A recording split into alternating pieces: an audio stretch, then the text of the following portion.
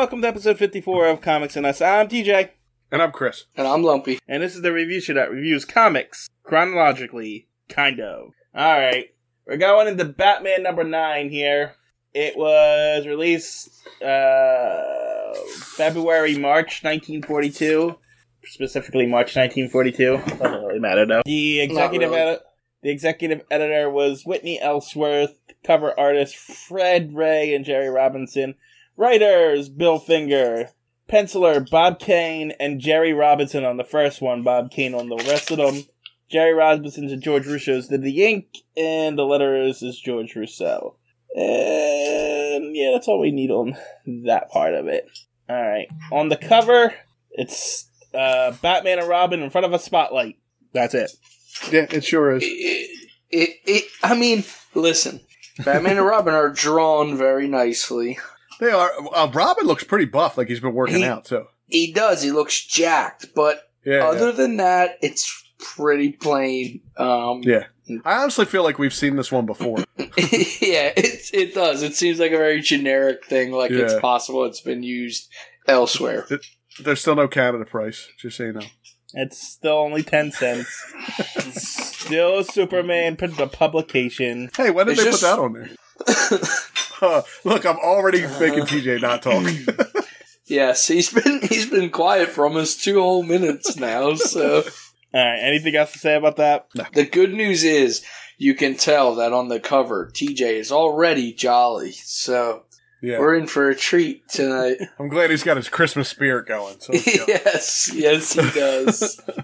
We missed the Christmas in July by 1 day. Oh. Well, depending on when this is released, it could be in October for all we know. It could be a Christmas episode. Welcome to the Christmas episode of. Well, no. When I do start releasing it, I'll be releasing it. Well, no, I was going to say. We got 54 episodes. It would be almost a year to the day, but I forgot about hiatuses and shit. Yeah. So, I don't know. Maybe it'll be released on Christmas. Yeah, that would be nice. That would be a Christmas miracle. No promises. Right. If it is, Merry Christmas. Yeah, there's no predicting. So, Merry Christmas, Happy Thanksgiving, 4th of July, whatever, you know. Halloween. This one is like all different holidays, apparently. It is. It's a holiday edition, actually. Because the first one's like Halloween-y. You're a Halloween-y. Come on. TJ hates you. I know, we got grumpy TJ tonight. It's because he hated all of these stories. I didn't hate all of them. Just the majority of them. I was good with this one. I liked everything. Right. I would say overall, I'm happy. Yeah. I will say it's a jump in quality from what we have been reading. Yes, absolutely. Alright, so the first story is called The Four Fates. It is 13 pages long, and it's got a non-canon opening cover with, I guess, what I assume one of the Fates stirring a pot as Batman and Robin drift out of it like smoke, and a bunch of guys are trying to shoot them. Some kind of sorcerer. Yeah, it's really weird, actually. They look like genies coming out of the pot, too, and then there's people on the side shooting at them? I don't know. And it has nothing to do with the story at all. No. Not even a little bit. I mean, if you want to read into the metaphor of it all, that Batman and Robin are causing the things that are happening from the prediction that we'll get to. Yeah, if you want to go into all that, okay, maybe. Even that's a stretch. Just so you know. Stretch. Whatever. Anyway, we open up with people listening to the radio, including Bruce and Dick. Yeah, everybody likes this program, apparently. Yeah, I guess this guy tells fortunes on the radio? It's one out of 5 in the 1930s on the radio. You don't have that many choices. True. And there's no TV, so you're watching something. Yeah. So, I don't know if that's what he's actually doing. That's just my prediction based on his setup. He's like behind a desk with a crystal ball. Right. So I would just assume he's telling the future. And back in this day, they always made fortune tellers. You could tell who they were because they had a turban on their head. Well, yes. So did all the Indian people in these books too. So True, that is true. There's a Swami. Yes. Well, this particular Swami has an expensive ruby that he wears. I don't know why he tells everybody that he wears this ruby, because it just invites robbers to come rob them. Right, I'm not really positive of that either. So, yeah, the robbers come and rob them. Of course they do. Why wouldn't they? Except that, you know, in this instance, they didn't realize he was on the air when they broke in. And they're like, oh, good. So, are they the only people in Gotham not listening to the radio? Because everybody else apparently knows that they're on the radio right now. I guess. Is there not radios in their cars? I don't know. Oh, that's a good question. Did the old cars have radios? That. Yeah, I don't know when radios were started to be regular things installed in cars. So, I don't know. Whatever the case is, these guys... I'm sorry. You guys keep texting my phone.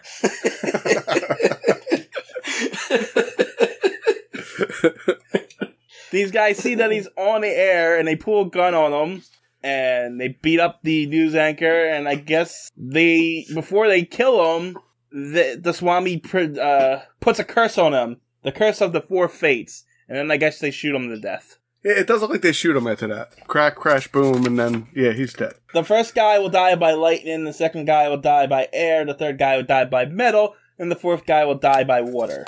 Or water will cause his downfall. That's an important note for later. Yeah. Not caused by water, but water will cause his downfall. Right. But people are, like, they're not sure if this is real or not, and then we show that he was actually killed by the guy, and then Batman Robin says, this is real, and they go to the scene. And they go to the scene, but they're too late. They're gone. But they knew who did it.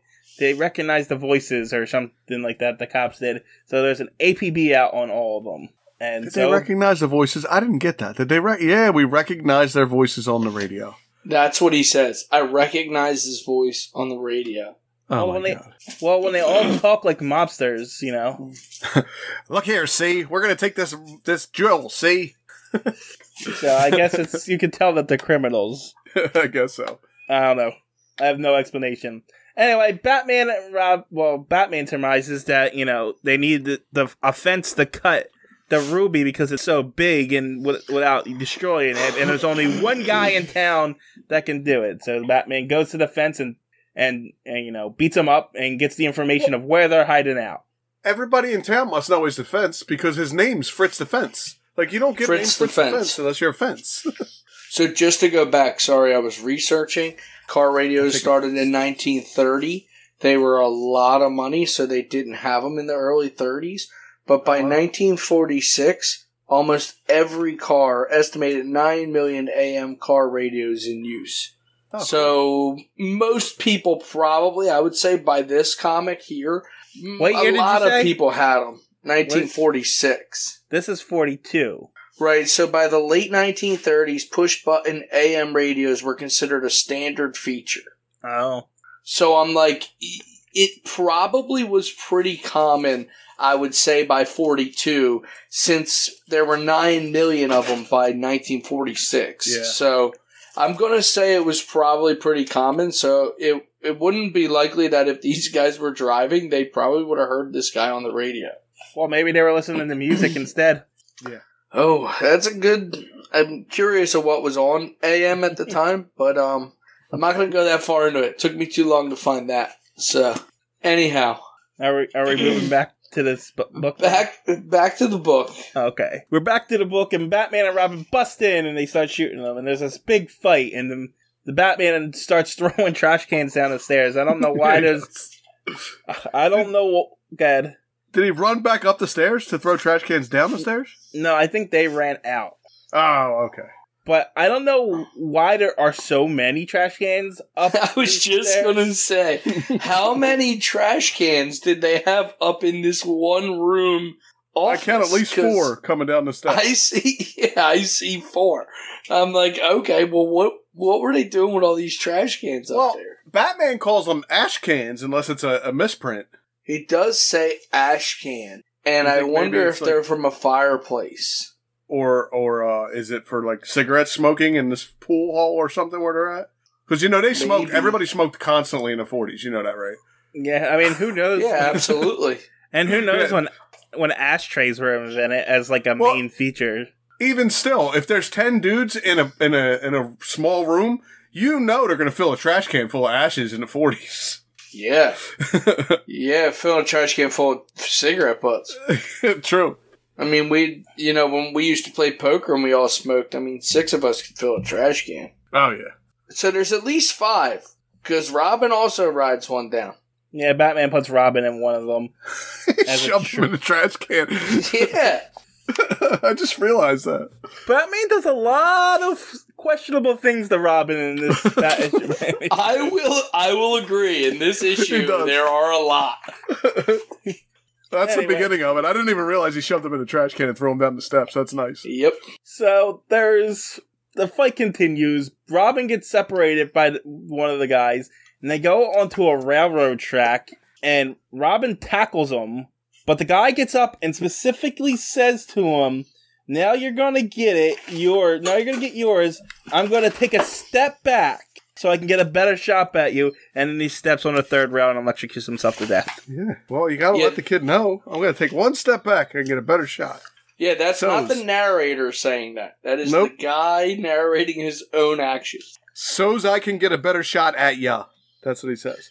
So, and then there's a little sidebar that says the first of the 4 fates has come to pass. Oh my God, that guy said it was going to happen. Lightning. But it's not lightning, it's electricity. Lightning strikes from the sky. That's lightning is different from the third rail. He was electrified to death. There was no lightning involved. When you're a fortune teller, you have to be very vague or else your stuff's never going to happen right. You have to say lightning, meaning... And he could have got hit by a light pole, and they would have said, that's lightning, too. You also have to understand the whole thing about the way these guys pull these, predictions. They come from very old spirits that bring these things to you. So those old spirits don't know what electricity is. So they say lightning because they know it's electric. That's pretty good. That's pretty good. I like that one. That was pretty good. It's bullcrap. It's bullcrap. It's just... Hey, you can call it whatever you want to. I'm just telling you. Don't anger the spirits, TJ. The only thing this is a self-fulfilling prophecy. They think it's going to happen, so they kind of put themselves in situations where it happens. Literally, each one of them puts themselves in the situation where the thing happens. Where if they act normally, they would not be in those situations. Do you know who says stuff like that? Me. People who don't believe it. That's what happens. See? They were saying the same thing. It's never going to happen like that. And look what happened to them. The lightning got him. I'm a non-believer in fortune tellers and stuff like that, but I do like the story. And I like your explanation of it. I like your explanation of it a lot. I like that. That was good. I'm just saying, the older spirits can't tell the difference. They don't know what electricity it's lightning. is. So how do they know about the third rail and that it would electrify him? They didn't know. They just knew that he was going to die by electric. And they all they think of electric is lightning. Right. They said lightning would get him. Because when that old spirit saw what happened to the guy in the future, they were like, I have no idea what this weird hat is that this guy's wearing. We don't know what these clothes are. But boom, he gets electrocuted. Yeah, the only thing they know about electricity is lightning. If he got hit by a plane, they would have said a giant bird fall from the sky. Correct. Yeah, I got it. See? I like that. I like your theory. It's pretty good. It literally says lightning will blast you down in your tracks. And it did. Yep.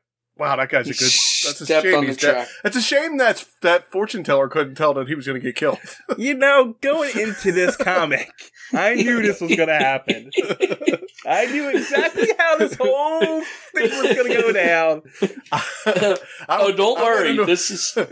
I went into a fortune teller's store one time. Like, they had a fortune teller on the one place I was working at. And I walked in, and the lady said, "Can I help you with something?" I said, "Don't you know already?" And she got so mad at me.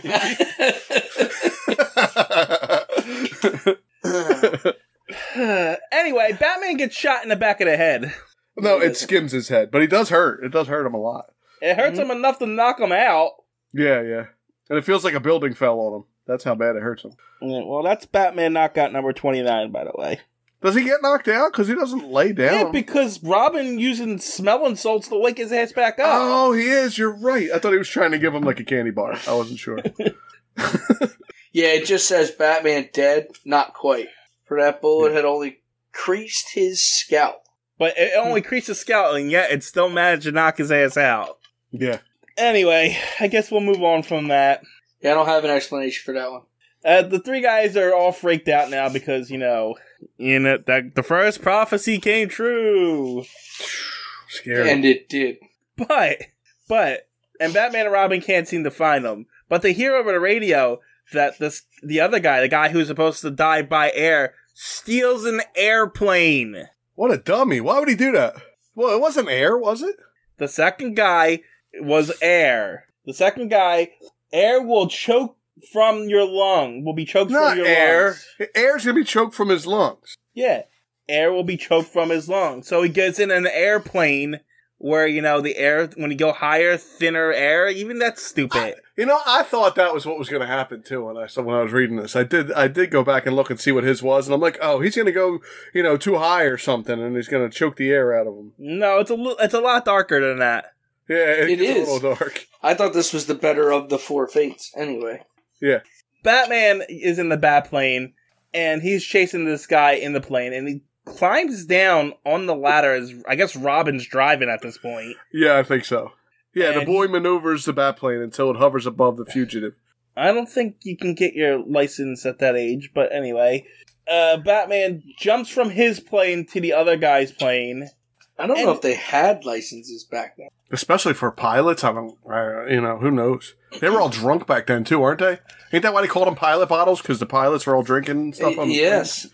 I don't know. This guy hits Batman in the face with a fire extinguisher in the air in an airplane. I mean, I don't question it because I guess they would have to have fire extinguishers in a plane. You would I guess assume. that too. Yeah. Yeah. So he hits him with a fire extinguisher and then jumps out in a parachute. Yeah. They all would have parachutes too, so. And then Batman and Robin land and they find him hung in the power lines. Wait, you forgot Batman jumps back onto the Batplane. Well, there's no pilot in there. Well, you know what? Why didn't he just pilot the plane?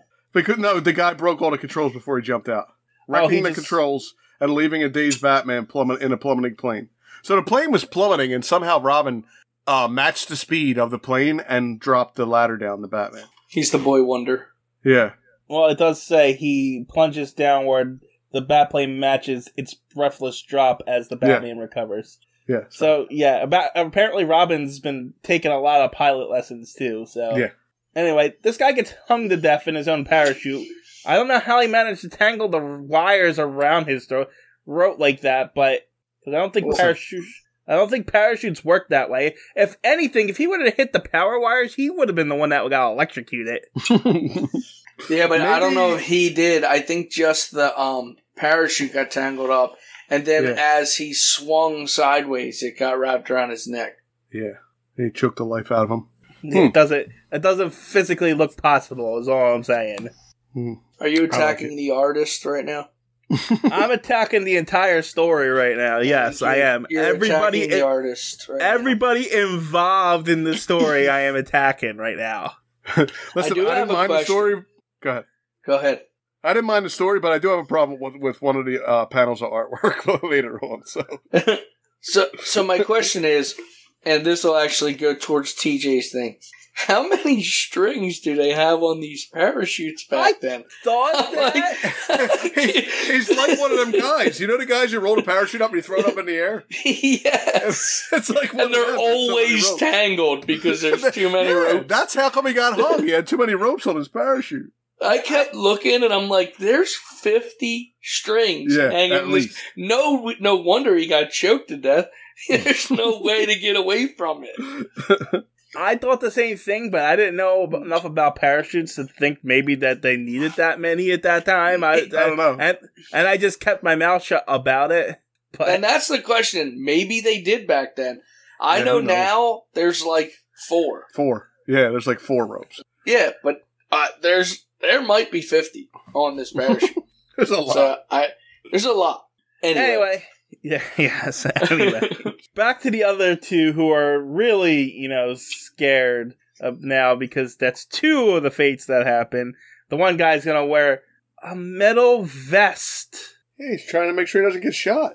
But Never mind. And the other guy said he's going to a desert. He's trying to not get killed by water. That's that guy's thinking. Uh-huh. Anyway, so the guy calls Batman and says, come find me. And he anticipates that Batman will find him because, he's Batman. But this is where I have a problem. When Nails calls Batman, did you see the panel in the middle with the red in the background? Mm-hmm. For one, his head looks like it's coming out of a hole shaped like his head, right?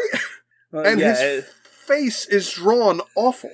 Like, it's not even proportionate. It's, like, weird shaped. It does look like they forgot to draw the rest of the panel. Yeah, I don't know what's going on there. It's really weird. He's holding a phone, and the background's red, and his head's just floating in the red, and there's shadow behind it, so it looks like his head's coming through a hole in the wall, shaped like his head. It's almost like a portal closed as only that part of it got through. It's weird. Yeah, it just doesn't make any sense. There's no explanation for it at all. That's what I wanted to bring up when you were attacking the artist. I got a little problem with that one there. That one looks really weird. Because there's even like a shadow behind his head, but like that's what I'm saying. The neck. shadow looks like a hole that he's sticking his head through. But there must be another hole where his arm comes through the wall to grab the phone. I guess. And in the word bubble, it says rat-tat-tat-tat-tat, and then down the wall it says it too, like somebody graffitied it on the wall. I don't really understand that panel. No, it's weird. It doesn't even make sense. Anyway, the third guy is using a Home Alone trick to try and stop Batman. Yeah, he's electrifying a doorknob.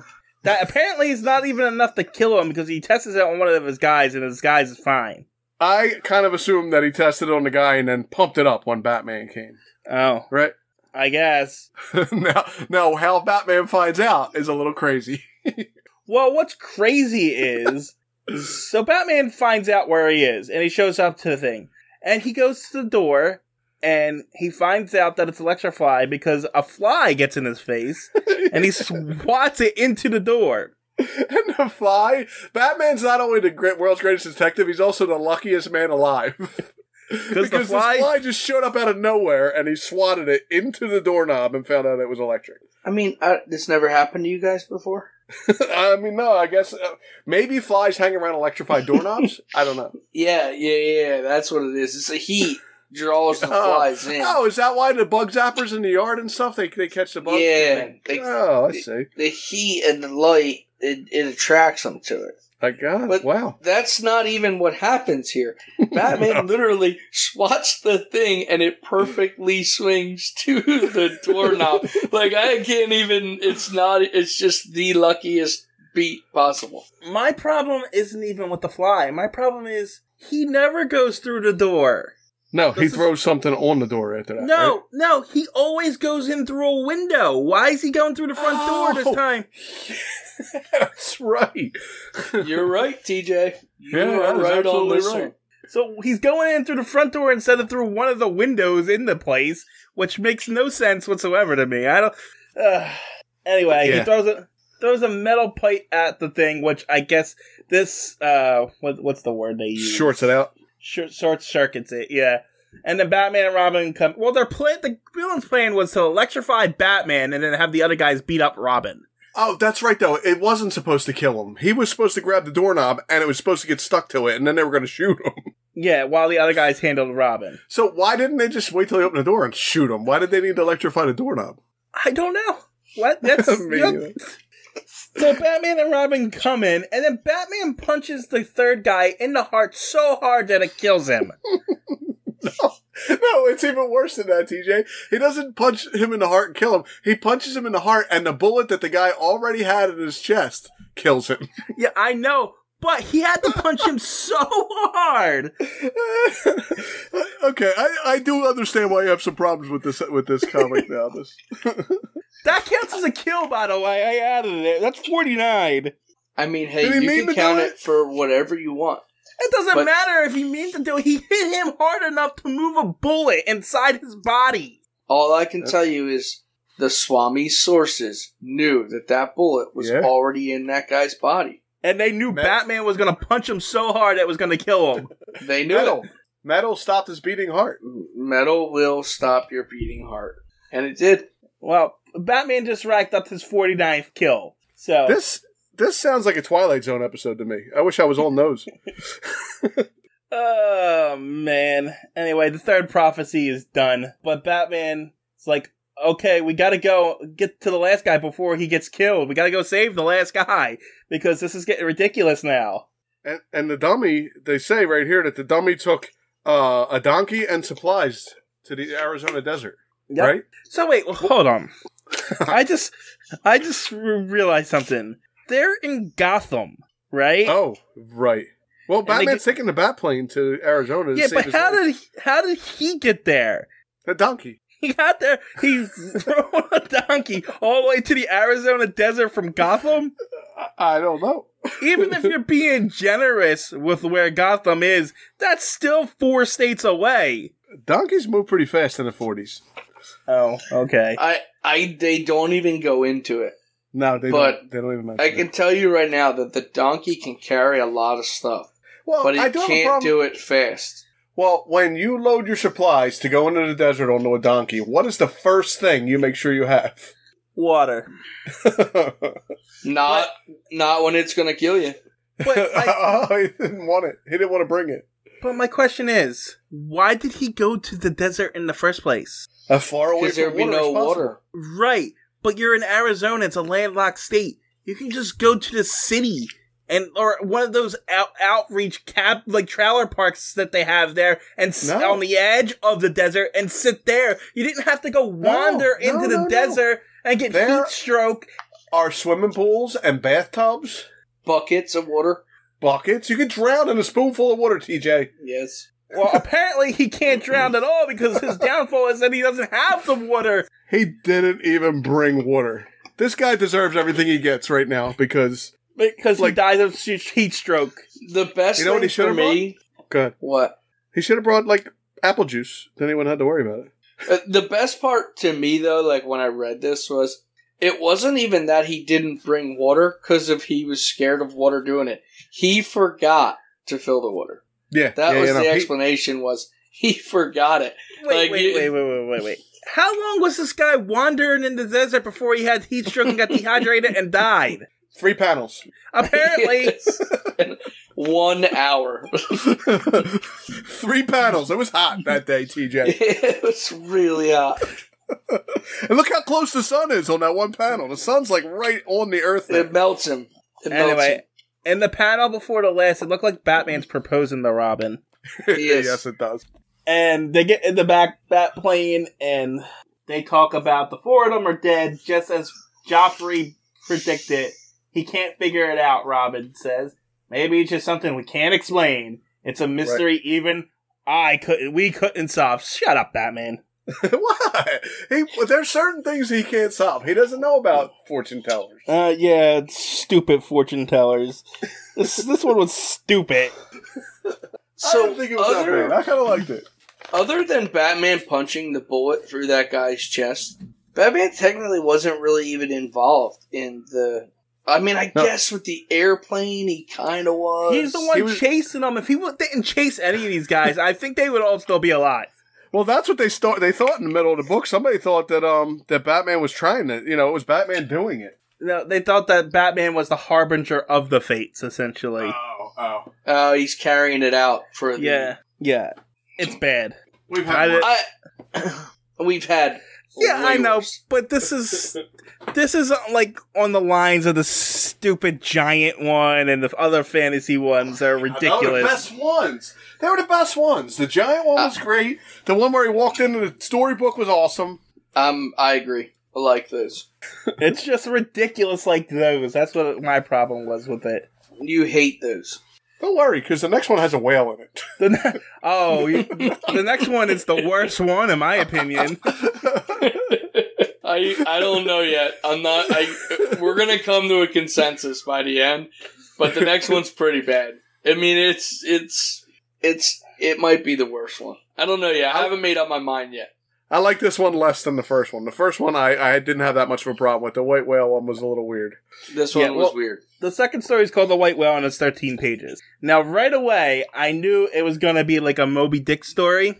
Yeah, well, that's what I thought too, but it gets way weirder than that. Yeah, they go off the rails here. Right off the bat, I hated it because I hate that story. I hate Herman Melville. He's an overrated writer.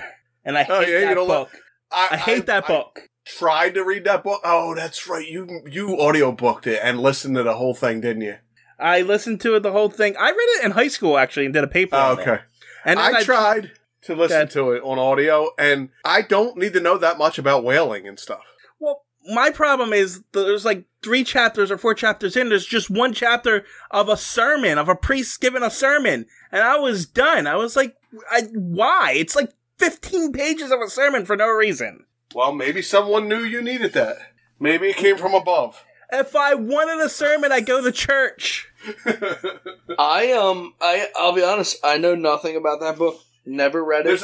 There's a lot of technical, like, whaling in it that I wasn't appreciative of. Like, I don't need to know that much about, like, what ropes they use and all that other stuff. And it's very long before they actually get to the whale. Yeah, it's like 6 chapters before they even get on the boat. Yeah.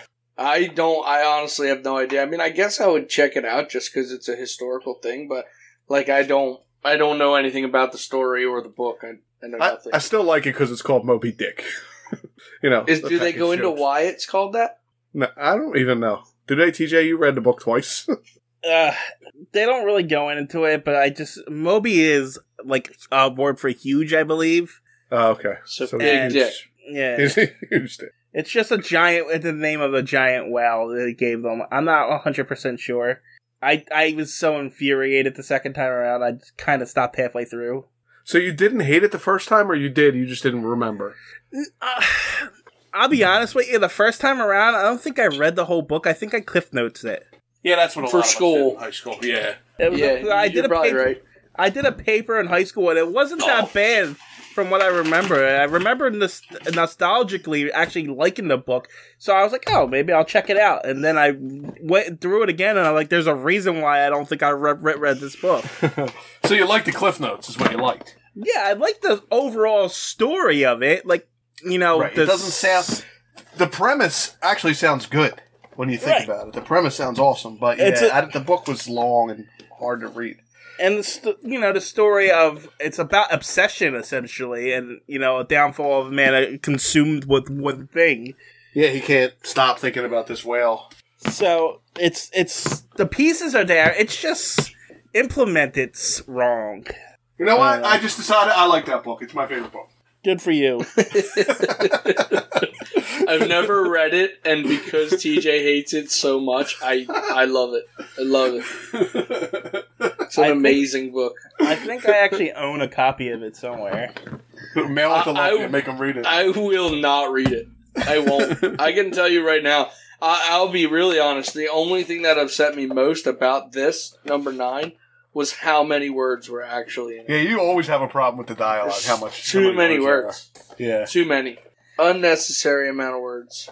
Alright, now that I spent 10 minutes complaining about Herman Melville, let's get into this proper. I like Herman Munster. I don't know him either. He's from the Munsters. I mean, I know what he's from, but I've never seen that either, so I don't... You never saw the Munsters? Nope. Oh my God. He's the Frankenstein. Yeah. My daughter's 14 years old and saw the Munsters. How have you never seen the Munsters? Why would I watch the Munsters? Why wouldn't you? It's awesome. And Rob Zombie's getting ready to put out a movie. Well, he's going to ruin it.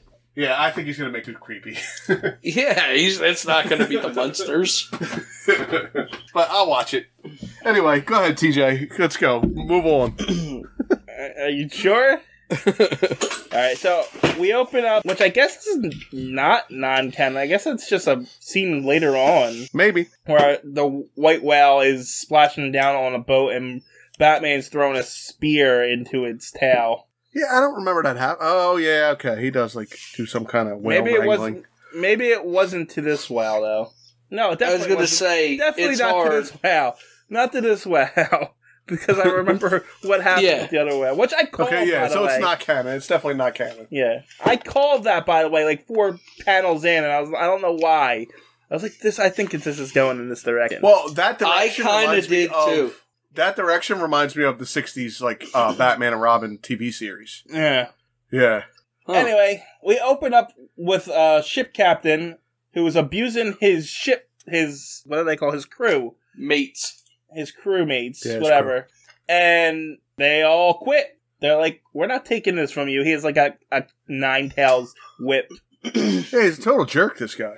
Yeah, complete another jerk. Yeah. Anyway, there's a $10,000 reward, though, for the capture of the white whale, or the death of the white whale.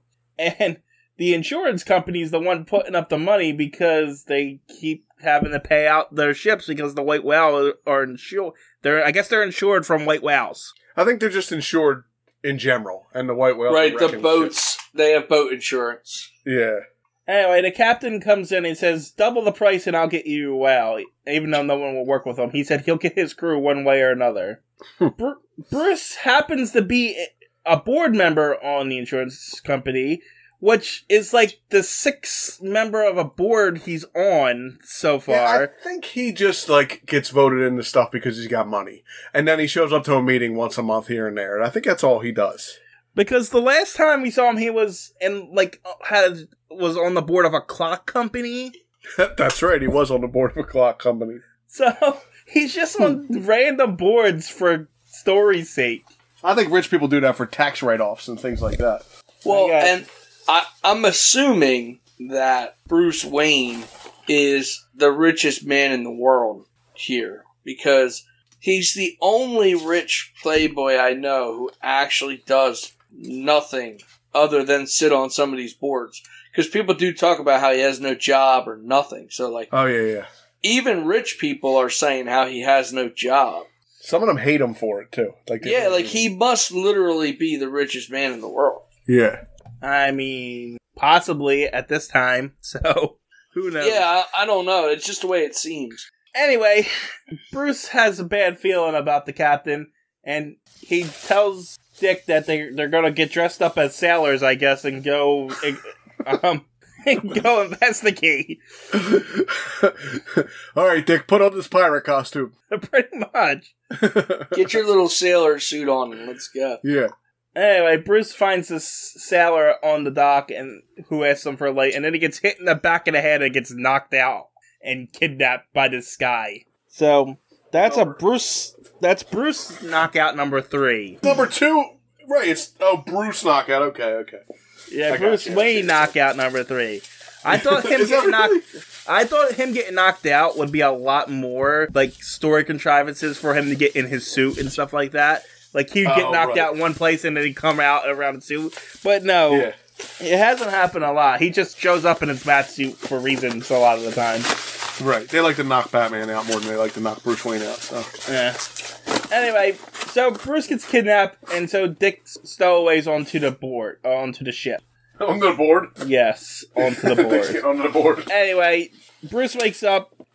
Dick is there, and apparently Bruce is not the only one who was kidnapped. This captain has kidnapped a lot of people. A ton of people. And they just take it. There's 2 guys here. There's 8 of them. Why are they taking orders from this guy? He's got an eye patch, TJ. They're scary. People with eye patches are scary. He's got an eye patch and brass knuckles, and he does beat up these 2 guys, but they outnumber him. Well, that happens a lot, though. When those guys took over 9/11, took over the airplanes, we had one guy attack them, but a lot of when you got somebody that's going to actually hurt somebody, people get scared. They drew him pretty big, too. And he's got an eye patch? 2 of them are Batman and Robin. Oh, never mind. Sorry. What was I thinking? Batman and Robin fight enough people every day. You'd think they would be, let's just kick this guy's ass and be done with him. Right. So I agree. And if one of those 2 attacked them, the other ones could jump in and they just overwhelm the one guy.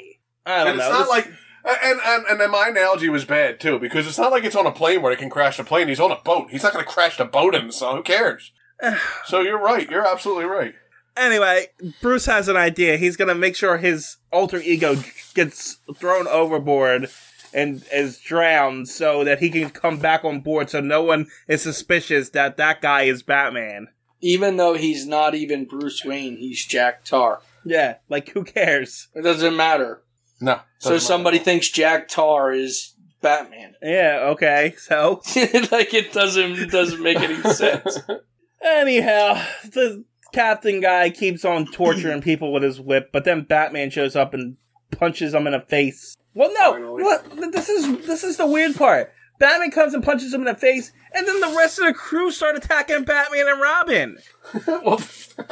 Weren't they all kidnapped by this guy? They want this to happen? They don't know it's Batman and Robin, dude. Oh, yeah, they do know it's Batman and Robin, right? Yeah. Yeah, they're in their full gear now. They did put their full gear on. No, yeah, I don't understand them. And Robin slips on a bar of soap that gets thrown into the captain's mouth for some reason. That was weird. Like, for one, why is there a bar of soap there? And for two, like, it went... Yeah, but it went straight into the captain's mouth. Wait, but you scrub the deck with body soap? It says soap right on it. I guess it's it's generic. When in the 40s, they only had all they had was soap. It was for everything. Yes. I guess. Anyway, the fight continues on, and then there's a whale, and then the guy pulls a gun and says, "Batman and Robin, get in the boat. We're going whaling." And then it says that, you know, we're hunting a whale, and everyone's okay with it. We're going to do this. We're going to go kill this whale. Well, yeah, they say once you start hunting a whale, everybody forgets about everything else. Yes. And then they proceed to go after this whale, and then Batman throws a spear into this whale and single-handedly kills this poor whale for no reason. They was going to eat them.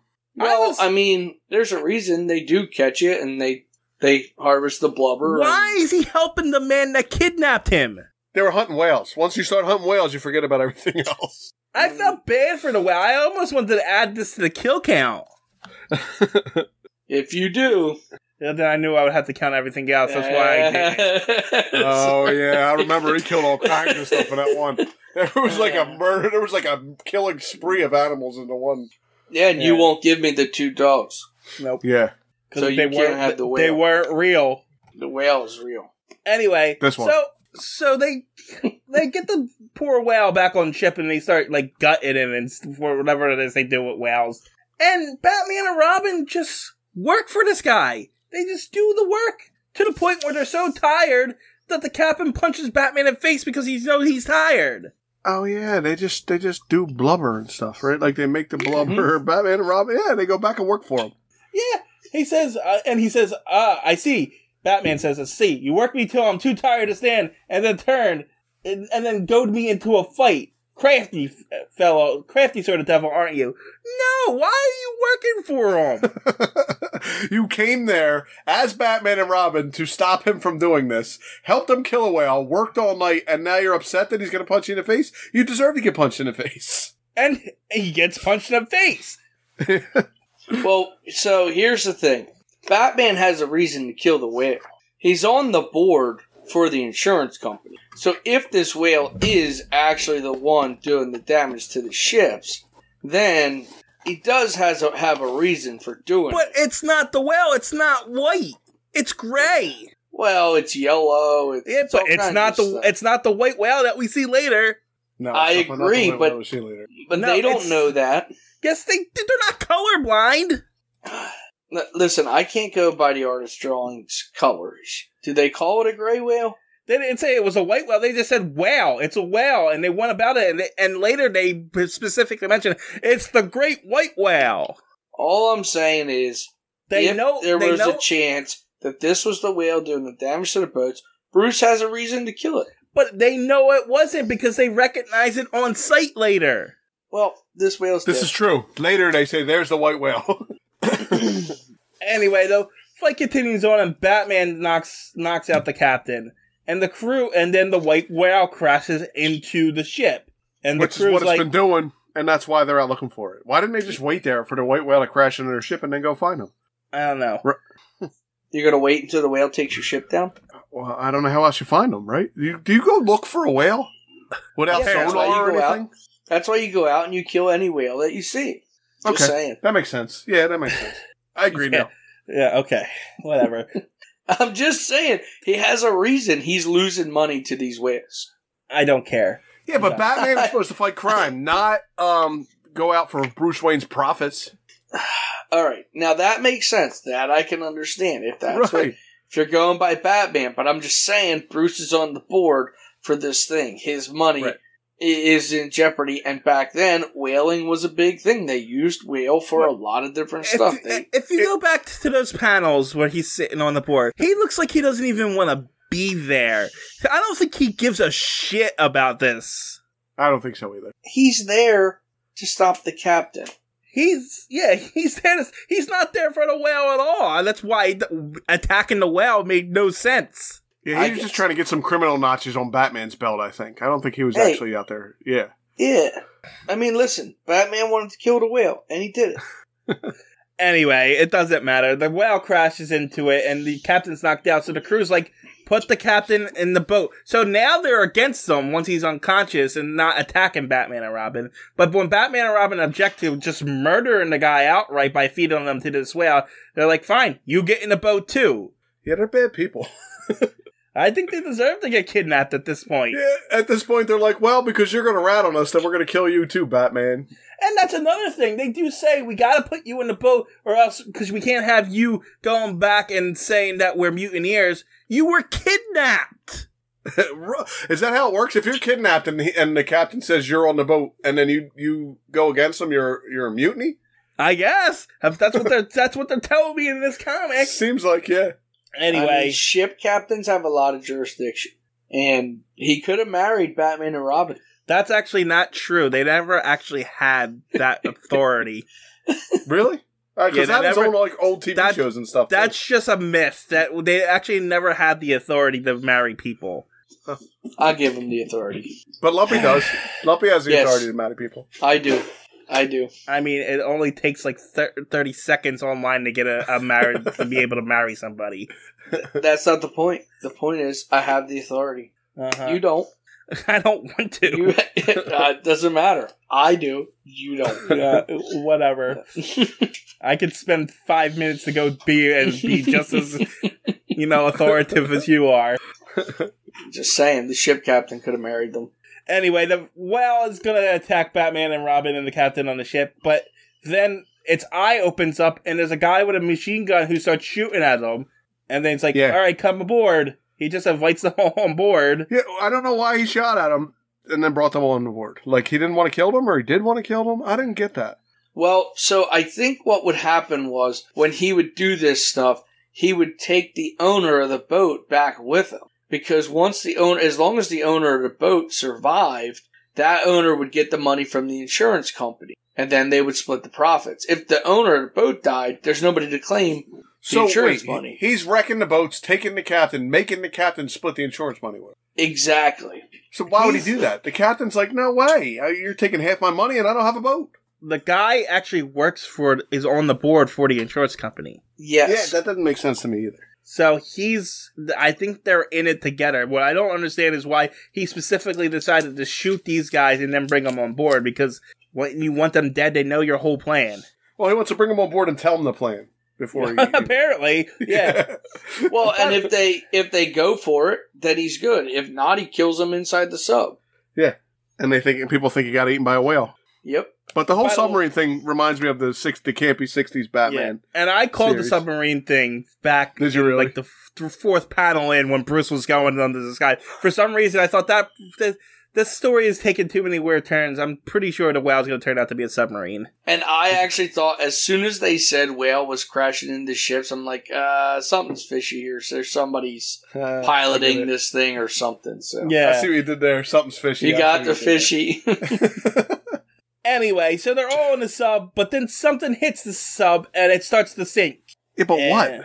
Did we ever find out what it was? We find out later at the last panel.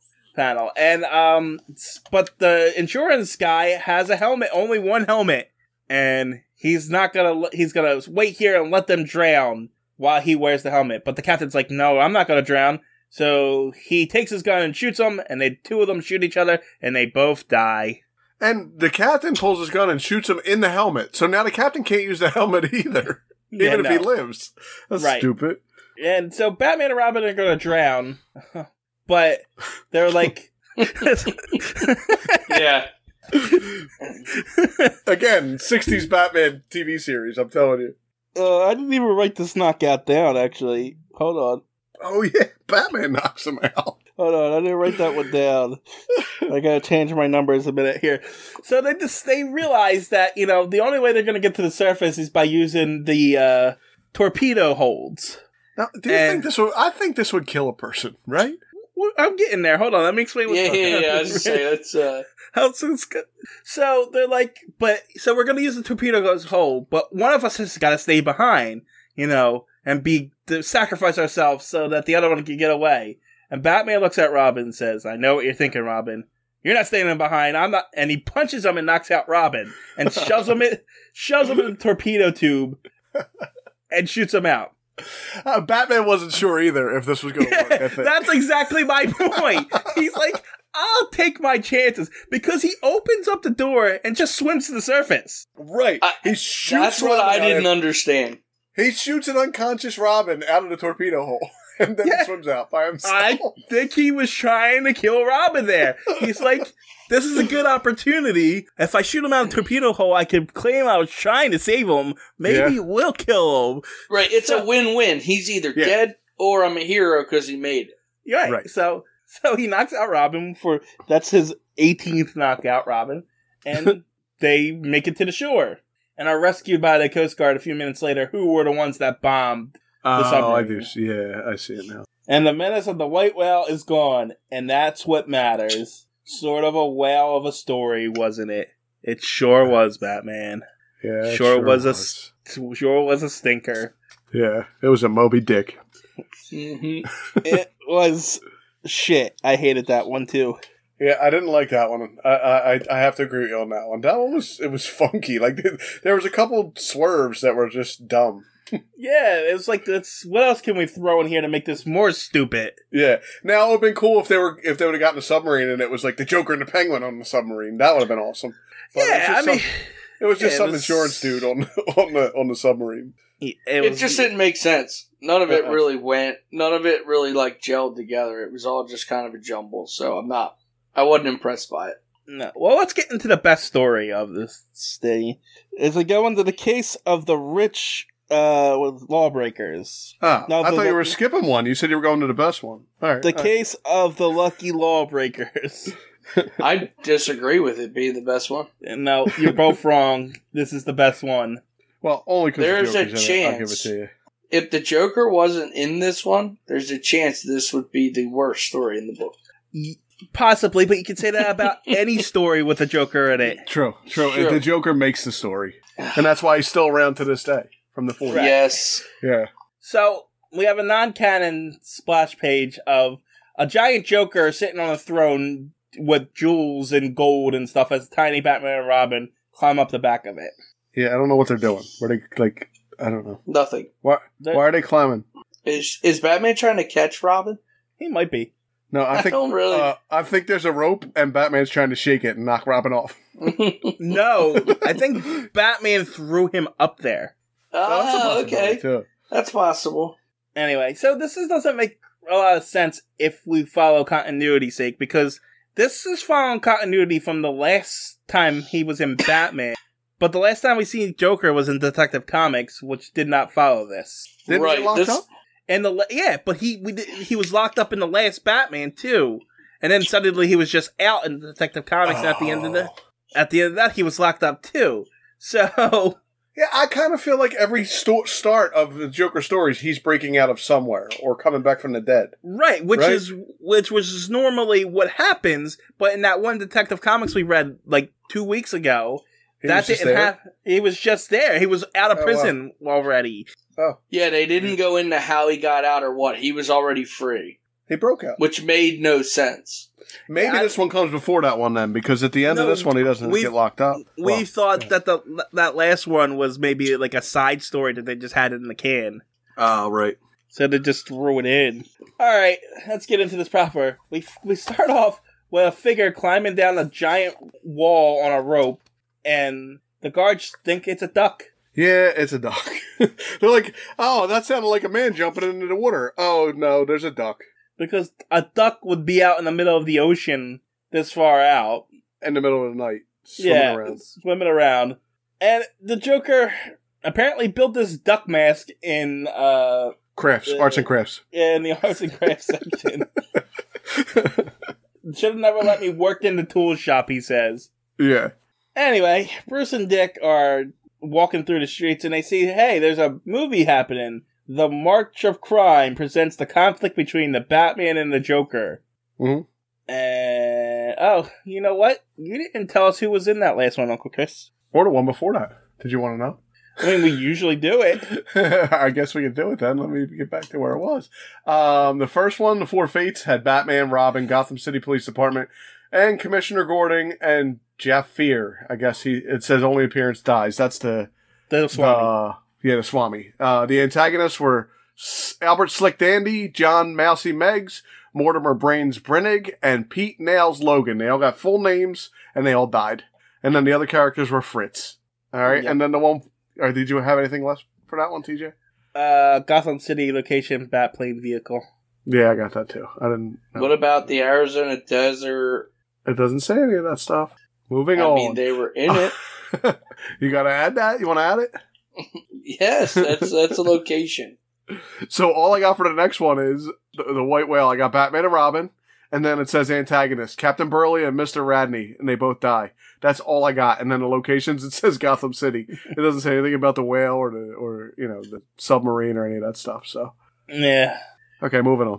I brought that up because we're watching a movie. Apparently, it's 3 panels of the past of the Batman and Robin. Like the first one's supposed to be his first appearance and stuff like that. And according to the fandom page, these were taken from Batman number 1, 7, and 8. Okay. But I don't recognize some of these scenes. No. Like, I don't recognize the scene at the bottom with the Joker being put into jail or Commissioner Gordon handshake thing here. I mean, I feel like I've seen that Commissioner Gordon handshake more than once, but Robin cheesing at the camera. Anyway, they watch the movie and they compliment each other about being in the movie. But then suddenly there's a lottery happening? Is that what this is? There must be some kind of giveaway going on at the movie. It's called Winnow. It's called Winnow.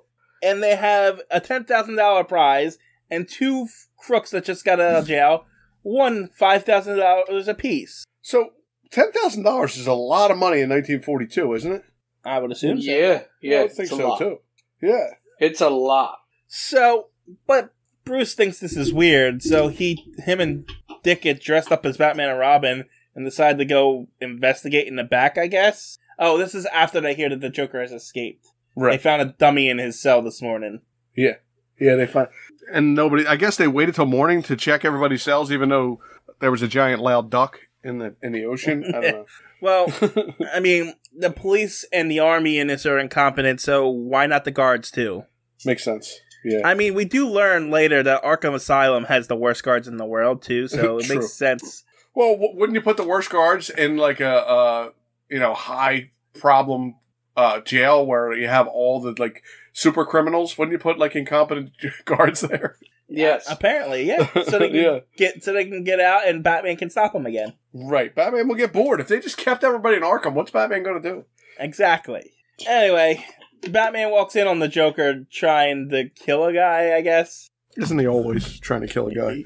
He has a less body count than Batman does at this point. So far, yeah. I think we're going to get a little more later in the years. Eventually. Yeah. But there's a fight, and, Joker, as usual, beats the crap out of Batman and Robin and gets away. And that's it. He just gets away. Yeah, they just kind of give up. Like, he hits him with a bag or something. What is that thing he hits him with? I think it's like a stage bag that's hanging, that usually from stages.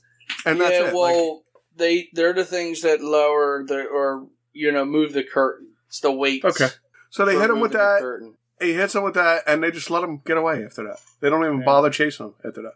Yep. Yeah. And then we cut over to a week later, and apparently the Joker sent a note to the cops saying he was going to rob a bank.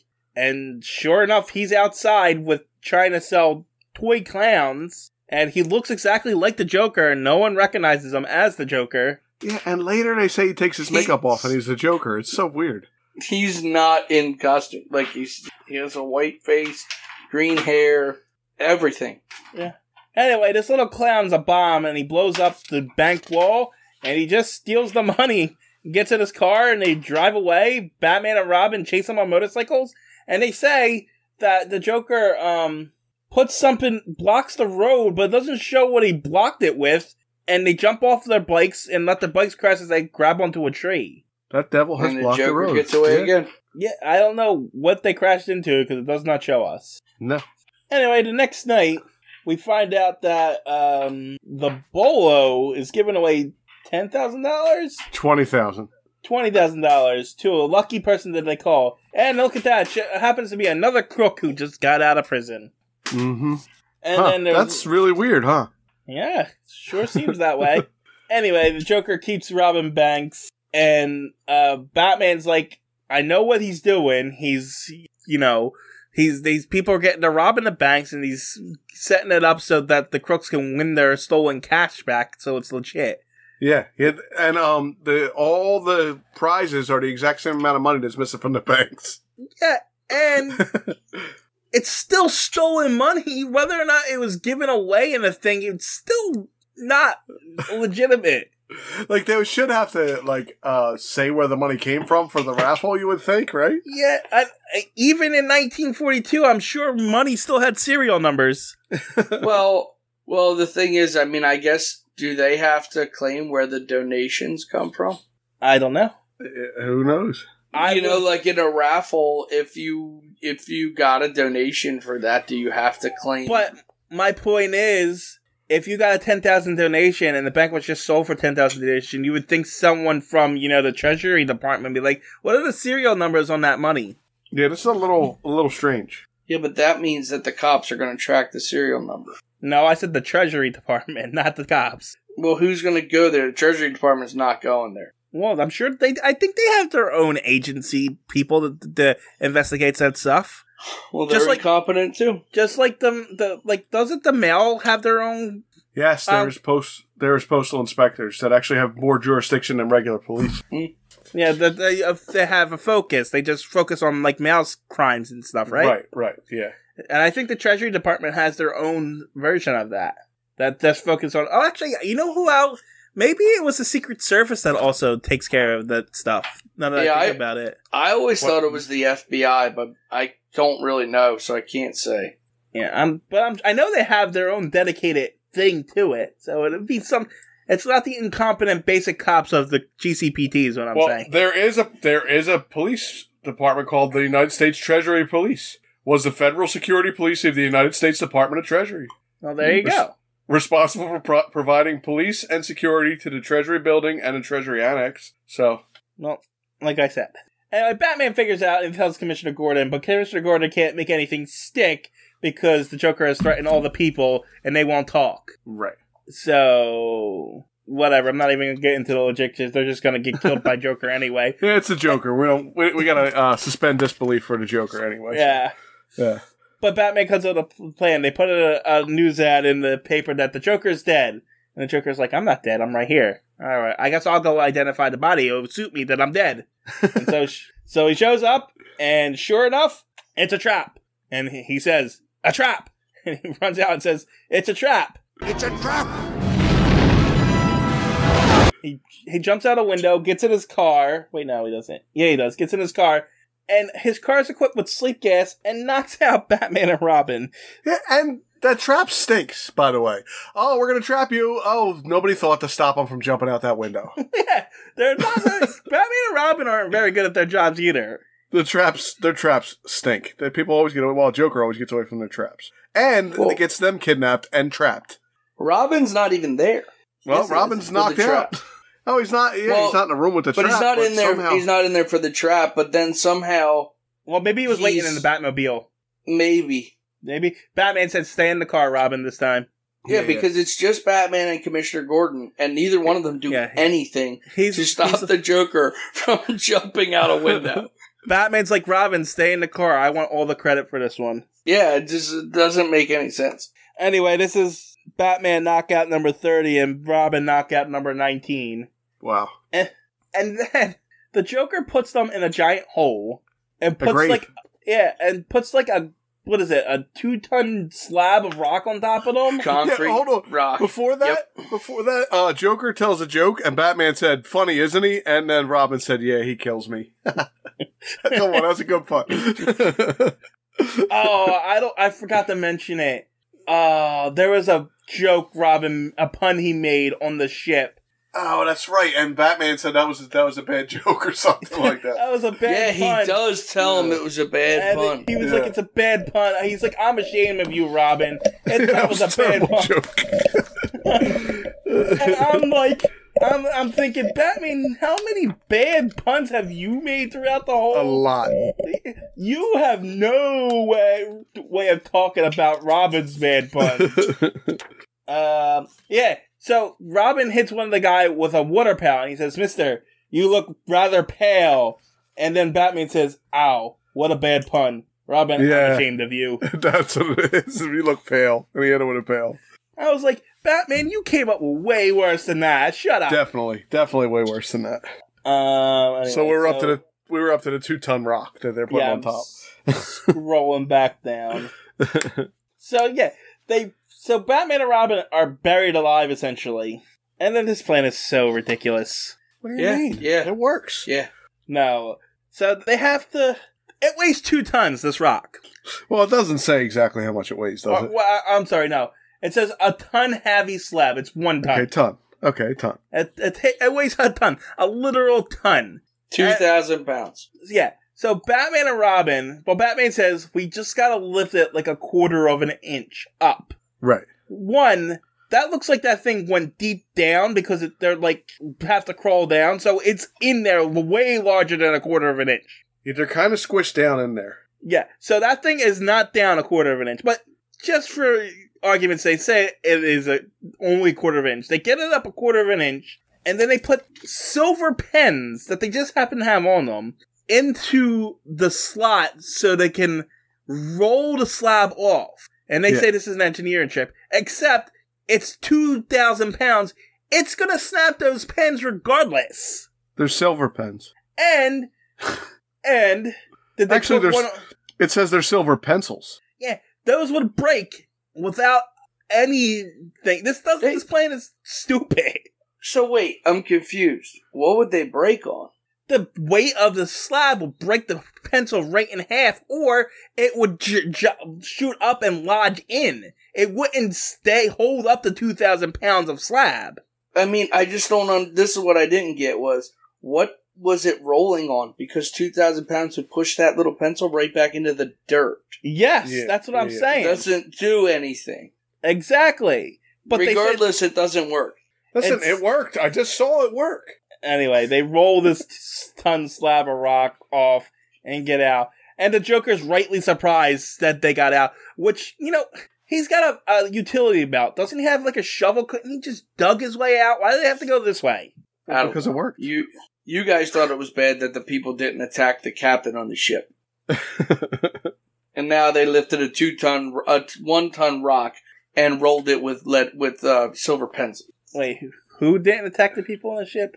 You were saying about how bad the last story was because the 5 guys didn't gang up on one guy. And now now we're talking about this. This is way worse than that story. Because 2 of those 5 guys were Batman and Robin. And I agree. But you made it sound like, well, that story was so dumb because they didn't do this. And you said this story was better than the last story. It was. This one doesn't have a mechanical whale submarine. It has 2 mechanical steel pens that roll a 2,000-ton rock. Yeah, but at least they attempted bad science with this. They thought about the architecture around it. They didn't think about anything in the last one. I'll tell you the difference. Real. This one had a Joker. If you switched it with the Joker in the whale, that one would have been better. Now I agree. That's what I said. That's it. The only thing that makes this story better is that it's the Joker. Yeah. That's it. Anyway, the Joker is rightfully surprised that they got that because they shouldn't have been able to get out of that hole. Yeah. But they did. And Batman and Robin just beat them up, and Batman knocks the Joker in front of a moving train. Yeah, he tries to kill the Joker. If that wasn't the Joker, that guy would be dead. It's only because he's the Joker he's still alive. Yeah. If that was some random mobster, they would have killed him off. It would have said only appearance dies on the synopsis. Yeah, you're right. And they're like, oh my god, is the Joker dead? And then the Chain Prince is like, no, he's gone once again. But he'll show back up. He always does. Yeah. Anyway, that was the best story in this thing, but it wasn't that good either. I don't know. Joker I like the next story one. ever. But we had featured characters, Batman, Robin, supporting characters, Commissioner Gordon, antagonist, the Joker. And then we got some names here for no reason because they're single appearances, but Mont Wiley, Nick Basie, and Trigger Tom. Did you catch any of those names while that was going on? Those are the guys that won the money. Ah, that's who that is. Gotham City Police Department. And then we had headquarters in Wayne Manor. And the items, it says utility belt, but I guess that's where he got the silver pen from? Yes. Yeah, okay. He says he has the pens in his belt. Ah, he had two. Actually, they were silver pencils. Yeah, silver pencils. I'm sorry. Yeah, I don't even know what that is, to be honest with you. But I have no idea. That made no sense to me at all. Makes no sense. Anyway, on to Christmas. Yeah, here we go. We wish you a Merry Christmas. It's 13 pages long, and we open up with a postcard, apparently. Yeah, it's a nice Santa's there, Christmas tree. It's two random people. Yeah, guy holding a kid in footy pajamas. Well, no, pajamas and slippers. And they're all just posing for the camera, looking at it. It's a Christmassy postcard, is that first thing. Yeah. We truly open in, I guess, a department store because there's no backgrounds to tell me anything. Yeah, we got no backgrounds in this whole first page. It's just colors in the background. Yeah. One's orange, one's green. Anyway, they're shopping, I guess, for presents for Christmas. I don't know. Bruce loses Dick in the crowd. That's real nice, too, by the way. Well, Dick can handle himself, so... But, so they're shopping and stuff. But Bruce wants to go to the orphanage to make sure the gifts that he bought for the orphans have made it there. Yeah. And apparently they have. And then we get really shitty orphans. I was going to say, this one orphan's a real asshole. He's saying that Santa's not real and that his dad is dead. Yeah, your dad's never coming back and you're just as bad as the rest of us and you suck. Because the kid's like, no, I do have a dad. He just went away on a long trip. I don't know where he is. And he's like, no, he's dead. So Santa's not real. You're stupid. And they were like, why don't you write a letter to Santa and have him bring your dad back? And he's like, fine, I will. And then he hands the letter to Bruce, like deliver it to Santa, or mail it to Santa. And Bruce, this is one of Bruce's side things when he suddenly cares about something all of a sudden. Right, he's going to show a little compassion. Yeah, so he's going to make sure that this kid's dad comes back. Even because apparently the dad is in prison and he says for he's murder. Innocent. For murder, yes. Yeah. For life. He's in prison for life and Batman, but he claims that he is, Batman believes him because this kid said so, I guess. And it's Christmas, that's why. And it's Christmas. And I guess he just doesn't have anything better to do. So. yeah, he's like, I wanted to put my bat suit on anyway, so let's go find out what's going on here. Pretty much. So I guess the Commissioner Gordon. Also the kid's name is Tim, by the way, for Christmas. Oh, Tim Cratchit, his name is. Yeah, I know. So we go to Commissioner Gordon, and this is where we find out the prisoner is named Bob Cratchit. Right, he's Bob Cratchit. The guy worked for Mr. Scrooge, and his poor kid... And then he got arrested. This is stupid. He worked for Mr. Scrooge. Scrooge wasn't paying him enough money. Then he goes to jail for murder. This is Christmas. It's a shame. Whatever. This is stupid. I like it. I don't. This is my number 2. This is my number 1. Anyway, Batman goes to visit this guy in the prison, and he's like, I don't know why you'll believe me, but I'll tell you. I was telling my kid that Santa is real, and that he will get the scooter that he wants. So I go wander in the middle of the night and see the scooter and that thing, and decided I'm just going to go steal it. Yeah. Well, what's he going to do? But I'm going to pay for it later. Yeah. He's an okay guy. So he goes in through the back and sees that a guy's trying to break into a safe, I think. Yeah, he's got like a welding thing going on, and he's going into a safe, it looks like. Anyway, but this guy had already killed the guard. Yeah. But so he knocks out the dad, and when the dad wakes up, the cops are questioning him, and so he tells them who did it, and they go to the guy, and he says, "Oh no, that guy's broke. He's staying with me," and then he steals my gun and shoots that guy, and they just believe him, and then they lock him up for life and throw him in prison. So who has the money? What money? Yeah, what money? The money that was stolen out of the safe. It wasn't. I don't think they got through. Yeah, it was like in the middle of it. Yeah, that guy interrupted them, I think, and then there was a fight, and I think then the cops showed up. Yeah, that's just weird. Anyway, the dad's like, yeah, I didn't do it, I swear. And Batman's like, I believe you. But he also knows who this guy is who is apparently framed him, and so he's gonna go do it. But the guy gets a call from a crooked police officer warning them that he's coming, and so Batman shows up at the guy's doorstep, and there's a Santa there ringing a bell. Apparently, the bell is code that the Batman is here. I don't know how you do code with a bell like that, but okay. I think just him ringing I don't know how he told him it's Batman, but I think him ringing the bell was supposed to tip him off that someone was there. But it looks like the bell says the Batman is here. Yeah, well, I thought he was yelling it. At first he was saying, the Batman is here, the Batman is here. I was like, why isn't Batman stopping him? Yeah, just punch him in his face. Well, it's Santa. You can't punch Santa in the face. Is that what it is? Anyway, he goes up to him, and Batman's like, I know you did it. And he's like, yeah, I did it. Why are you admitting to it? Just say, you have nothing on me. Go away, Batman. Because Batman has no proof at this point. He shows up to this guy's house and just accuses him of murder. Right. He has no evidence, no nothing. And the guy could have just said, go away or I'm calling the cops. Instead, no, he pulls a gun on him and says, all right, yeah, I did it. And then there's a fight happens. Right. And then, so they're fighting, and then one of the guys is about to knock out Robin, but Batman throws a pillow. Yeah, well, I don't understand this one thing right before he gets to the pillow. It says nimble brain Robin. What does nimble brained mean? Quick thinking. Is that what he says? Is that what it's supposed to mean? Because it didn't sound right. And then he makes good use of a hanger, apparently. Yeah, quick thinking to use the hanger. I got you. Yeah, and then the guy's going to whap him, and Batman throws a pillow from across the room and stops it. So, which I don't buy, because they go out real easy from getting hit in the back of the head. I think even through the pillow would have knocked Robin out. The pillow may have knocked Robin out, because they usually do go out pretty easy. Anyway, but these guards are pretty good, because they do end up knocking out Batman and Robin. Well, that's the thing. Like 3 books fall on Batman's head, and that knocks him out. Yeah, and then Robin gets smacked in the face, and he gets knocked out. Yeah, so, Batman knockout 31, Robin knockout number 19. You said 19 last time, didn't you?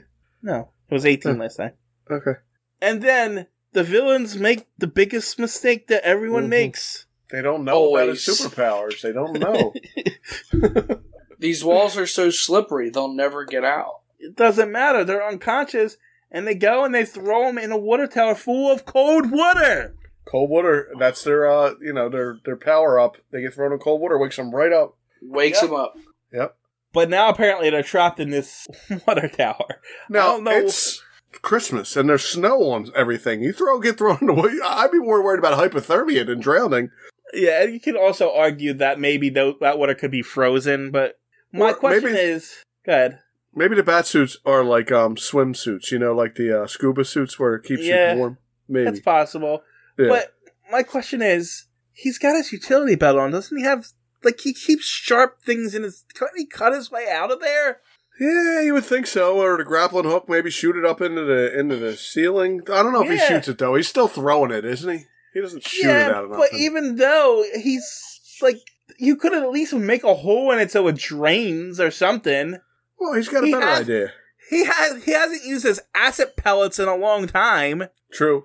He's probably got an abundance of acid pellets. So, the question of the temperature of the water, where does the water come from? Oh, they explained that. Yeah. It is the water for the housing development there for when they take showers. It goes in and out. So it's pumped there from the water treatment plant, sits in the water tower, and then it's used from there. Yes. For everything in the apartment complex or whatever it is. Hotel, whatever it is. Exactly. So Batman clogs the one so it can't come in. So that now they have to hope that people take showers. Somebody has to use water. But it's not like he plugged a drain. He's used his cape and plugged a pump from pumping water. Don't you think it would just blast his cape right out eventually? Yes. Yes. Yes. But, it's Batman's cape, so. It's a rubber cape or something. Yeah. But it would blast it immediately. Yeah. But I think so. At some point during the fight, the guy got ink on his face, and so he washes it off and leaves the sink on. No, he said... no. Does he leave it on? Yes. Unwittingly, in his haste, Hal Fink has left the water running from the sink. Oh, wow. Yes, that is the story. Okay. He did. He left the water running. I mean, you couldn't just say people were using the water in the whole thing. You could have, but they didn't. They got to blame it on Hal. Left the water running in the sink. Yep. So 17 hours later, the water would have dropped like a quarter of an inch. Right, it's just the sink. That thing's feeding the entire building, and it's just the sink running. That is their explanation. Hal left the sink running, and that's what made the water go down. And enough so that Batman can lift Robin up to open the door.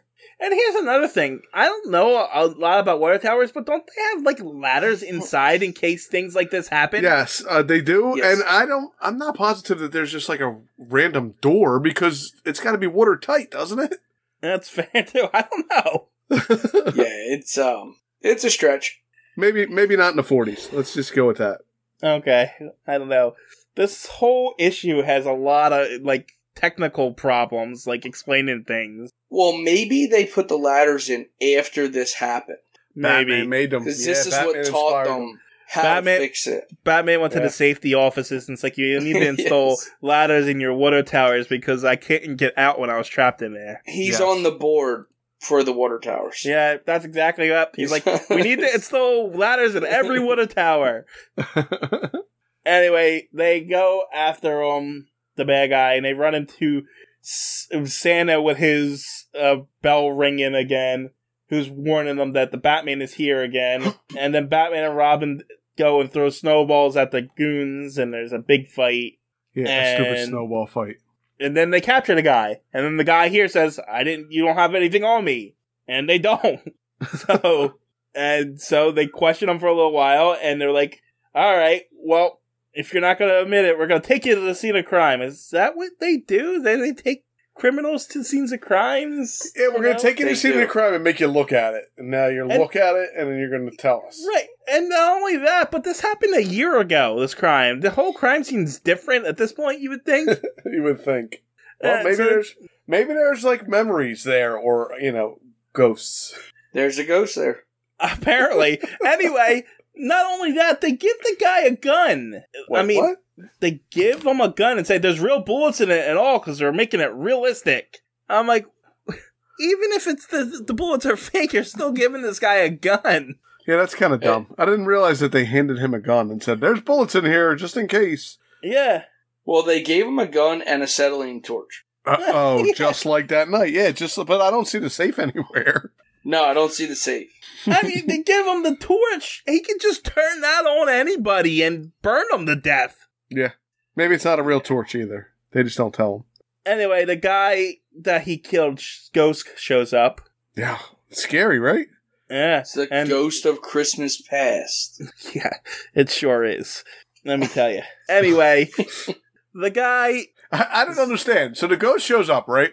And then everybody else pretends like they don't see the ghost? Is that what's going on? That's what's happening, yes. They pretend they don't see him. Okay. And so it's starting to freak him out because he's an idiot, and he starts shooting the blanks at the ghost because it's actually not real bullets in it, and say, I'll kill you again in the midst to the murder. Oh, because he said again. Yep. It worked.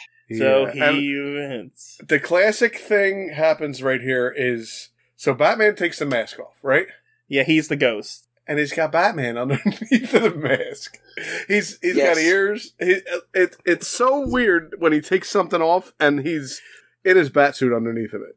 Right, yeah. He's a different shape than what the thing is that he was wearing. He's a master of disguise. It doesn't make sense. Anyway, so Christmas is saved, he admitted it. But the stupid cop right next to him, next to the crook, just lets him take the gun out of his hand. Yeah. Like, give me that. Yoink! Give me that gun. Yoink! Yep, and takes the gun, points it at Batman, but there happens to be a shovel right in front of the guy. Just so he can hit the shovel and knock the gun out of his hand. Where the shovel came from, I don't know. Why it's there. I didn't see it around. They're lucky no one tripped over it, because no one noticed that shovel until Batman stepped on it. Exactly. Someone could have got hurt. Anyway, Batman gives the crook a Christmas gift by punching him in the face. Yeah. And then the next morning, Batman threatens the Santa that was warning the crook that he's going to be a good Santa to these orphans that are shits, that are still picking on this kid. Little bastard orphans. And the kid's dad shows up. And Santa shows up. And everyone has a good time. It's a Merry Christmas. Except and Robin. then we're getting to that point. Hold on. I have something to say about that point, too. Anyway, but the crook Santa's like, yeah, when I finish my time, I'm going to go straight. And Batman's like, I hope you're telling the truth because I got you out on parole because that's how that works. Yeah, Batman can do it. Well, he's with the police now, so. Yeah, so it's a Christmas miracle.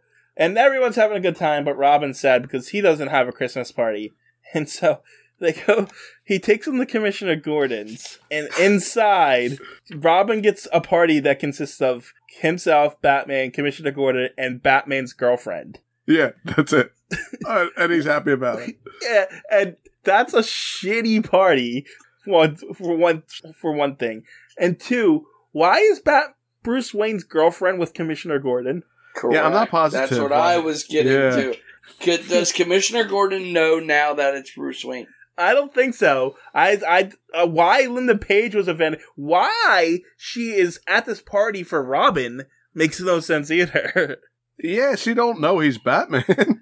Right. So if they showed up as Bruce and Dick, it would make sense, but they show up as Batman and Robin. Yeah, it doesn't make any sense. So he gets a shitty party with three old people. He's an orphan. He don't know any better. And that's that. Oh, actually, I will admit that Batman does give a little speech about Santa being real, and it's really just, the spirit of Christmas and people buying I didn't like presents. this. I didn't like, I liked the story, but this part bothered me. Comic books were pointed towards children at this point, right? Mm-hmm. Well, Robin says this is almost does make me believe in Santa Claus, even if I do know he isn't real. Well, bullcrap, Robin. You shouldn't have said that. Now you got kids thinking real. Santa's not real. Right. He is real. That's fair. Santa. I did like Batman's little speech about it, though. Batman's speech was good. Robin needs to shut his mouth. Yes. And you're right. For any kids that are listening, it's real. And don't listen when we say curse words. Okay. Yes. Santa is real. I am 100% sure of that. Yeah. And we know because we said our curse words. We know because we said curse words on this podcast one time and didn't get any Christmas gifts. So Santa is real. Just so you know. I mean, he's definitely real in the DC universe. He shows up as a character. Yeah. So how is Robin even saying that, little jerk? You're sticking with them orphans. He wasn't shown the truth yet. Well, Robin is an orphan. Well, so is Bruce Wayne. That's true. Anyway, so Batman, Robin, Lyndon Page, and Commissioner Gordon all face us and say, and so, as Tim observed, God bless us, everyone, and Merry Christmas, everybody. That's the, the Christmas Carol ending, and God bless us, everyone. Uh-huh. Yes, yep, I know. Tiny Bob Tim, Kane. Bob Cratchit. Yeah, we're good. Bob Kane writes Merry Christmas in his signature. Merry Christmas. Outside of the 4 references that had nothing to do with the Christmas story. Yeah. And it was good. It was ridiculous, too. Why? It gave me a Christmassy feeling. I liked it. A Christmassy feeling in March when this was released for some reason. Yeah, that's weird. Well, it's the end. Christmas. Maybe they figure people read them slow. And you get it in March, it's the last story. So maybe you didn't read it till Christmas. Oh, so what about the next 3 issues that are already out by then? Read those after Christmas. The next whole year. You got to get March, April, May, June, July, August, September. Whatever. Well, Merry Christmas, everyone. All right, so what do we have? The 4 Fates was the best. Okay, I like the Christmas one the best. Then the Christmas Joker. was number 2. Then the Joker. Then the Joker. Then the 4 Fates, and then the stupid whale one was definitely last. The whale one was definitely last. So we can agree on the whale one. The whale one was last only because the Joker was in the other one. Right. But I like the Joker one. Joker was number 3 for me. You have no taste. That's why you like PSAs. 4 Fates was number 1. I used to like PSAs until you made me read your PSA, and now I'm traumatized by PSAs. I taught you a lesson, didn't I? And we learned about asthma, too. We learned about asthma. We did learn about asthma.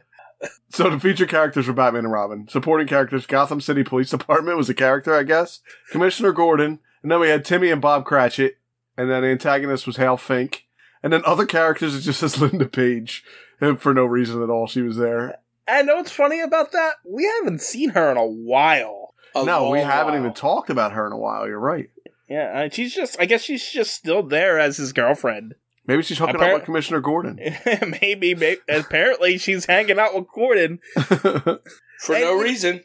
I know this is probably before all that was invented, but Commissioner Gordon does have a wife and 2 kids. Yeah. One of them's Batgirl. Right, eventually. Whoa, spoiler alert. Oh, whatever. Damn it, TJ. You ruined it. Yeah, I did. I spoiled that secret that no one's known about for a day. Listen, the worst part is you probably did just spoil it for Lumpy. I actually had no idea. None, 0, did not know. Whatever. He doesn't deserve to be unspoiled.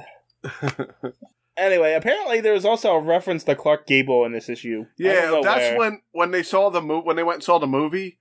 Robin was telling Batman how handsome he is and compared him to Clark Gable. Right, because I forgot Robin's in love with Batman. Yeah, he was telling him how handsome he was, and he made Clark Gable. I don't know. Yeah, look you know what? Something. I think Robin would have sacrificed himself in that well for Batman, but Batman he was going to. Batman knocked him out instead. Batman knocked him out because he wasn't sure, but Robin was like, "I'm going to save you," and Batman's like, "We'll see how this goes." Yeah. Anyway. No, Batman was like, I'm going to save myself. I'm going to knock you out and might save you. Yeah, maybe. He sent him through that torpedo hole and was like, that looked like it hurt. I'm just swimming out of here, man. I'm taking my chances. Swim. Yeah. Oh, man. Anyway, I guess that's it. Anything else to say? I got nothing else for this one. You want to hear a joke? I guess. Yes. All right, you ready? What happens if you cross Batman with a Christmas tree? What? You get Spruce Wayne. Get it? Spruce Wayne? Spruce Wayne. I like it. It's a Christmas joke. Come on, TJ. It's a Christmas joke. You want to hear a song? Jingle bells, Batman smells, Robin laid an egg. That's it. That's it. You're fired.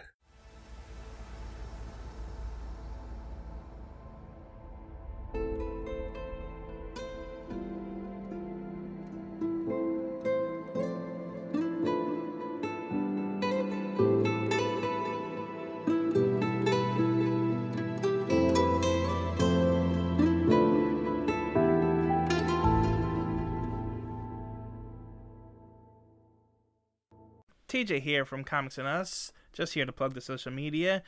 Check us out on Twitter.